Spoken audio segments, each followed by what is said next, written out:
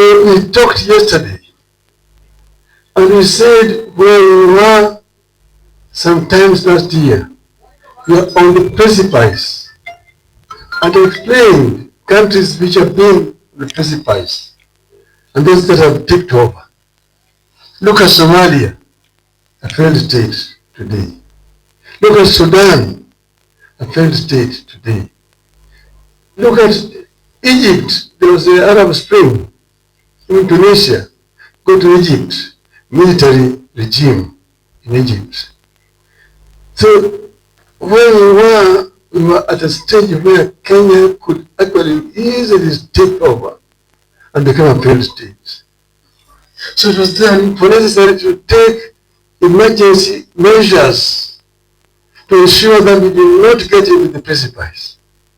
It was necessary to make compromises in the interest of the country. This is what we did, and we don't regret having taken that the action that we did. We did it in the best interest of Kenya. But I also talked yesterday about good governance that we want to see in our country. The issue of corruption is a cancer in our society.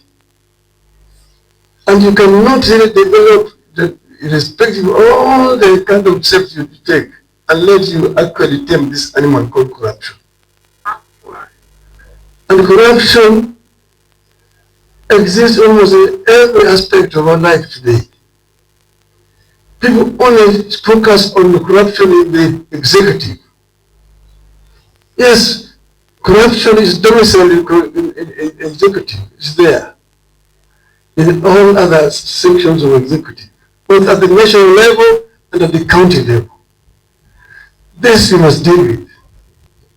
In procurement, in revenue collection, there's a lot of corruption in the executive and in the devolved units of our country. But the corruption also exists in the legislature. In the legislature also there's serious corruption to make a lot of noise. But in fact, these members of parliament in committees, they take me into a party committee, just to go do extortion. That is also corruption.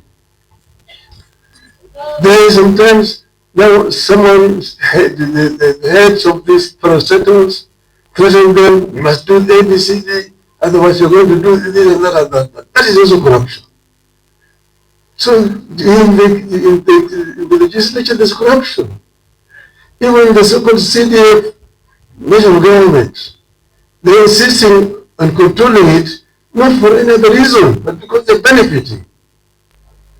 Then there's also corruption in the judiciary.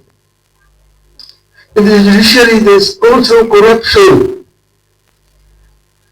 There are money for judgment. Somebody tells you that if I can bribe the magistrate or a judge, why should I hire a lawyer?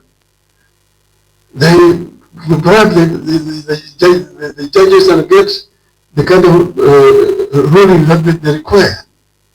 So even in the construction in the judiciary, there is also corruption. So it's there, and we need to fight it. In the media, there's also corruption in the media. Under the pretext that they're exposing corruption somewhere themselves, they've been given money. So Taylor has been awarded corruptly. They have been given money by the losing contractor to try to fight so that the award is cancelled. Media is not exempted from corruption. So we need to fight this corruption in all spheres of our lives in our country. That's when we're going to have a country that can develop. And most of our efforts are not going to go very far.